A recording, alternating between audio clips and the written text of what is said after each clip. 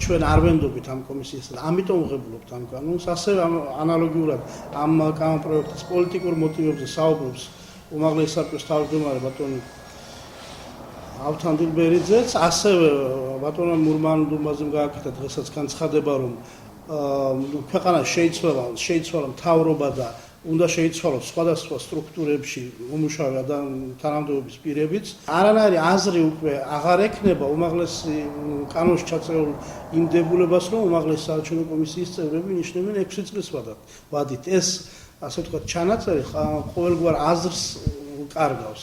საქმე იმაში გახლავთ, რომ მე არ ვიცი არჩილ მაკელაძე რასაც ხადებს, თუ მასზე ზეწოლა იყო იჩივლოს. ამისათვის არსებობს ორგანოები და თუ ვინმე მასზე ზეწოლა. თუ ამას არ აკეთებს, მე შევარქვი ამ ადამიანს სახელი. ის არის მატყუარა, იმიტომ რომ მე პირადად მასზე არანაირი ზეწოლა არ განმიხორციელებია და მეც მასახელებს შესაბამისად, მე ხომ ვიცი რომ იტყუება, იმიტომ რომ მე ხომ ვიცი რომ არ გამიკეთებია მასზე არანაირი ზეწოლა.